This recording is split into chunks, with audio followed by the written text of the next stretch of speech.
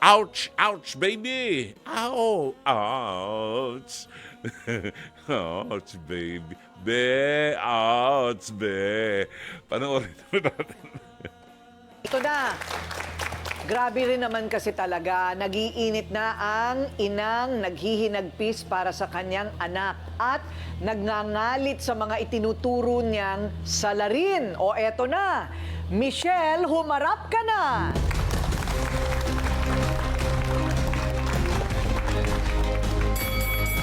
Nako, eto na si Michelle. Michelle! Nagsisimula pa lang, parang gusto mo nang umiyak. Oo. Kasi yung anak ko kasi pinag-uusapan dito, Ma'am Kuring. Oo, tsaka yung anak mo 3 years old pa Yes lang. po, yes po. So ano ang problema, Michelle? Ayun, naano ko na yung anak ko. Sakit eh. Sinasaktan ng magaling kong hipag na hilaw. At saka sama ko na rin yung biyanan ko na plastic. Dahil kasi, ang usapan po namin, biniling ko yung anak ko. Sabi ko, Mami Joy, okay lang po ba na iwan ko po muna dito yung anak ko? Kasi papasok po ako sa trabaho. Eh yung anak po niya, na asawa ko po, live-in partner ko po, stay in sa construction po. Di wala akong maiwanan. Okay lang, sige. Sabi ko, bibigay na lang po ako. 100 pesos naman po na iniiwan ko. Para naman po sa anak ko. Sa isang araw? Sa isang araw po yun. Oo. Kasi yun lang po talaga abot ng Uy, sapat ko. na yun isang, di ba? Sa 3 100 years isang old. araw? Opo. Tapos, neto lang, umuwi yung magaling niyang anak. Tapos siya pala, nagsiservice, hindi ko alam na nagsiservice pala siya, na yung ma-manicure, pedicure Oo. siya. Tapos, nalaman ko na yung iniiwanan niya din pala yung anak ko sa anak niya na dumating ngayon, yung Nining nga. Yung, Si Nining. Oo, yung hipag kong Hipag mong hilaw. hilaw, oo. Tapos, isang beses po, ma'am, pag nililinisan ko po kasi nasa bahay siya, pag uwi niya galing doon sa biyanan ko, yung bata, hindi ko alam kung inaalagaan ba talaga o ewan kasi madumi? madungis. Madungis? Oo, kasi naglalaro, 3 years old. Tapos yung dito, yung sa may puwet ng anak ko, namumula. So hindi ko pinansin. Hindi ko pinansin yun. Nagwala sa akin yun. Okay lang sa akin yun. Sabi ko, normal kasi baka makulit nga yung anak ko. Makalipas ng mga ilang araw na, nagsumbong na sa akin si Ate Baby na sabi, Shell, huwag kang magagalit. Baka magalit ka. Ayoko makialam sana. Kaso yung anak mo kasi nakikita ko na pinapalo ni Nining na pag naglalaro yung mga bata, yung mga anak, kasi may anak din po yun naglalaro sila, pag nag-aaway, or siguro kung anong mga bata, naghaharutan o pinapalo yung anak ko. Yung anak ko lang pinapalo. Tapos makikita ko may sugat po dito. May gasgas dito. Ewan ko, kalmot yun dito sa may mukha. Sobrang sakit po, ma'am, para sa akin na hindi ko nga po yan pinapakagatan ng lamok eh. Sino naman pero may umami na ba, napatunayan mo ba na yung mga kalmot, yung mga pasa, kagagawan mo pasa. Opo. manugang mo na hilaw? Opo. Sinabi po sa akin ni Ate Baby at nakita din po niya na yung Nining po ang may gawa. Hindi ko pala kung anong galit nila sa akin, bakit po nila ginagawa. Kung hindi po pala nila kayang alagaan yung anak ko, ba't di nila sabihin sa akin? Kasi nagsabi ako sa biyanan ko, okay. Karaniwan yun, makukuha mo yung katotohanan dun sa bata mismo. Opo. Tinanong mo na rin sa Tinanong anak ko yung anak mo. ko kasi ang anak ko medyo bulol-bulol. Ano pa lang siya magsalita. Nag-aaral, 3 years old. Sabi ko, anak, saan mo nakuha yan? Nining, palo. Ayun. Gano'ng katagal na yung ganyang klase ninyong kasunduan? Bago lang po. Kasi po, bago lang. Opo, kasi June 30 po, namatay tatay ko. Sa tatay ko po ko talaga yun iniiwan. Pumapasok po ako. Kasi may nanay din naman po ako, okay naman. Kaso lang, may sakit po. Hindi ko po pwede iwan doon yung anak ko kasi masyadong makulit po ang 3 years old na bata. Correct. Hindi po Anong sakit kayang... ng nanay mo? Ubo. Ubo ng ubo ubo po ng siya. ubo. Opo, ubo ng ubo siya. Naku, patingnan mo na yun. Opo, yun nga. Kaso ma'am, kulang pa po ako sa pera. Opo. Option ba yon na pagka gumaling yung nanay mo, doon mo na lang iiwan? Hindi nga din po, ma'am. Kasi ang nanay ko kasi medyo nag-aano din Ay, po. naninigarilyo. Nagsisagarilyo po. Opo. So, hindi po ako ganun ka, din. Opo, So, sabi ko, total, itong biyanan ko, malakas pa naman, okay naman. Pinanano ko na doon iiwan. Ayun. So, ang talaga talagang galit mo ngayon dito sa sinasabi mong pananakit at pagpapabaya sa anak mo na ipinagkatiwala mo sa iyong biyenan na ipinagkatiwala na naman sa kanyang anak, yun na nga yung pananakit sa bata. Ano? Paano kapag nagkakasalubong ba kayo nung iyong hipag? Hindi po. Hindi pa. Kasi Pero kinumpronta mo na. Kinumpronta ko po. Kasi yung sa nakuha ng anak ko, yung sugat. Sabi niya, nadapa lang daw. Sa tuhod. Pwede pa sa tuhod. Pero yung dito, tapos dito, kuha pa ba ng dapa? Yun, hindi na po ako naniniwala. Hindi, tsaka yung palo. Oo, yung palo. Tapos, syempre siguro, dahil nga anak niya yung nining, yung biyanan ko, magnanay sila, ako na yung mali. Kaya hindi ko, binabantayan naman daw nila yung anak ko.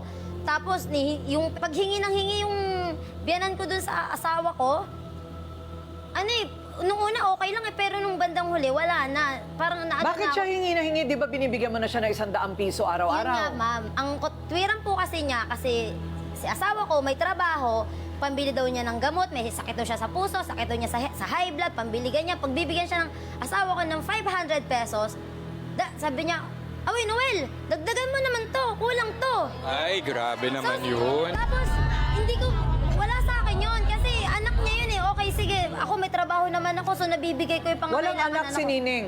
Meron po siyang Pwede anak. doon siya humingi, kasama pa niya sa bahay, Opo, di ba? magkasama nga sila sa bahay. Oo. Pero sa akin, hindi ko talaga issue sana yon. Ang issue ko talaga dito, bakit nila sinasaktan yung anak ko? Kung hindi nila kayang alagaan, bakit hindi nila sabihin sa akin? Dahil ako na lang mag-aalaga, titigil ako sa trabaho. Total, nung una naman, hindi po kasi, nung una naman po kasi, tinatanggihan ako na, sama ko to. Kasi pagkasahod ko, nagbibigay ako. Minsan hindi ako nakapagbigay.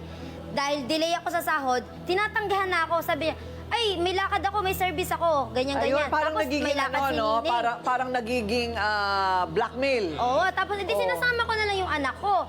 Pero hindi naman po, ma'am, pwede palagi ko kasama ang anak ko sa trabaho. Anong trabaho mo? Sa office, tapos sa library. Sa library? Nako, Opo. hindi pwede bata doon. Hindi po talaga pwede doon. O, eto na ngayon, ha?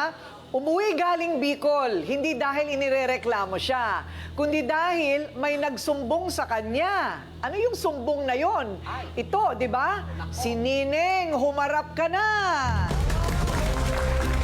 Kaya mukha mo, hindi mo totoo! Hindi yan totoo! Kaya mukha mo, dahil alam mo yun, ikaw dapat nag-alaga!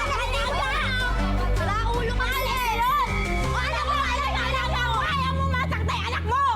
Ako, apat anak ko eh! Ako nag-aalaga, ikaw isa lang! Bakit hindi ko naman sa'yo pinagkatiwala yun? Bakit ikaw nag-aalaga para ikaw nakakaalam? Paano ginagawa ng anak Bakit ko? ako nag-alag? Ay, sa nanay mo ako nagsabi. Eh kasi nanay ko, alam mo may sakit, sitwasyon, di ba? May sakit, maayos kami Eh nag-usap. siyempre nagsiservice siya, kailangan niya pagkain araw-araw. O kaya sige, andun na tayo. Bakit mo kailangan saktan yung anak ko? Hindi ko Ba't sinabi yung ang anak mo. Sabi na Okay, ito na ang mga pagkakataon na kailangan na nating maglakad. Ang tawag po dito ay rampa ng kagandahan. Yan! Totoo. Teko rin! Okay ba? Teko rin! Okay. Teko rin! Sa akin na lang kayo tumingin para lumamig ang ulo nyo, Inineng. Ayan. Ganito. Ang pagkakaintindi ko, pumayag naman kasi ang nanay mo. At tapos Opo, biglang pumayag. iniiwan din sa'yo ng nanay mo. Obligasyon ko man yung kasi tiyahin. Sa akin iniwala. Oo. Kaya siyempre ang nanay ko, kikita man siyempre ng pera. Wala naman nag-ano sa kanya. Ayun. Kadalasan naman kasi... Kulang yun, 100 saan yung pupunta? Isang araw, Ano maghapon. naman pakakainin ko? Hindi O ko bakit yung anak mo? Ba't wala ka para kailangan mo pumunta nila to? Bibigyan mo rin. Okay. Pag-aalaga Pero teka ako. muna, sandali lang. Dapat ikaw nag-aalaga. Gaalaga. Okay. So, ang issue mo talaga doon ay yung pananakit. May picture tayo, may picture tayo ng mga sinasabing sugat at saka peklat. Ayun. Oy! Nagkatinginan na naman kayong dalawa, ha? Mamaya na yan, ha? Okay, o eto muna. So, ito ay bandang, saan ito? Siko ba yan? Tuhod po. Ayun. Nadapa po yan eh. Okay. Baka naman talaga nadapa. Ang mga anak, ako nga nadadapa. Ayan mo, ang dami kong peklat. Ayan, sa dapa. So sa dapa, parang pwede pang Okay, sige. maging dahilan Sige po. yan. Okay, o Eh, tingnan ba't naman. dyan Kaso natin may ito. pasak O pa? ito ngayon. O ano naman yan? Yan ay kalmot. Kalmot at mayroon pang pasa dito. Kalmot Sa kabilang o yan eh. Pasa. Ha? Siyempre, kasagsagang kang kulitan ng 3 taon. Oo. Hindi mo man Eh, pwedeng hindi ano mo yun ng bata. binabantayan yung anak ko kung Hindi mo ganun. pwedeng persa-persahin kung saan mo gusto Hindi mo pa rin ilagay. binabantayan. Okay. Binabantayan ko yan. Siyempre, may anak din ako. Siyempre, ilan yung binabantayan ko? Isipin mo naman. Isa lang katawan ko. Ilan ang binabantayan Bakit ko? hindi naman gano'ng kalaking bahay nyo? Ang liit-liit lang naman ng... O kaya nga, hindi mo naman nalalabas yan ng kusa. Waling ka. Lalabas yan ng kusa. Siyempre, di ko mapapansin may gagawin Ay, di ako. sa mga tweet niya, hindi mo nga nababantayan yung anak ko. Ano gusto mo? Focus lang sa anak ko. Waling ka. Sa kultura natin, Dr. Love, tanungin natin ang ating mga tagapayo. Sa kultura natin ng ganito, does it work? Does it work na nagdadamayan? Parang omit siya lang talaga ng gulo yan. Normally talaga nagdadamayan. Sa Pilipino, may extended family. Nakikita natin sa pamilya natin yung anak. May mga apo na nakatira pa rin sa bahay ng nanay. Ano? Ngayon, Michelle, sa itsura, nawalan ka ng mag-aalaga sa anak mo. Sa uri ng pakikitungo mo sa biyenan mong hilaw, na tinataasan mo ng boses, pinapanood kita kanina pa maswerte ka, hindi kita manugang. Kasi dapat nire-respeto mo yung magulang ng ka-live-in mo. No? Kahit anong sama niyan, huwag kang sasagot sa kanya. Sabihin mo ng mahusay. Sa demeanor mo kanina, nawalan ka na ng mag-aalaga ng libre. Kung ang nanay ay humingi sa anak, doon sa kinakasama mo, hindi kayo kasal no? Humingi doon sa anak niya ng pambili ng gamot, normal lang yun sa nanay. Lambing na ng nanay yun sa anak. Etong problema ngayon, sa batas natin at sa batas ng Diyos, ang may pananagutan sa pagpapalaki ng anak, responsibilidad ng isang magulang. Hindi ng yaya, hindi ng biyanan, hindi ng kung sino pa man. Ikaw ang may responsibilidad doon sa anak mo. Miss, mahirap talaga maging nanay. Ang sa akin lang, respetuhin mo yung matanda. Huwag mong taasan ang boses, anak. Napakasagwang itsura. Napakasagwang itsura. Kahit tama ka, sa amin hindi namin ginagawa yan. Lalamasin ng nanay ko ang bunganga mo ng asin pag ganyan ka. Ayun. Okay. Salamat, Ate Ko. Yan ang mga payo ng Dr. Love.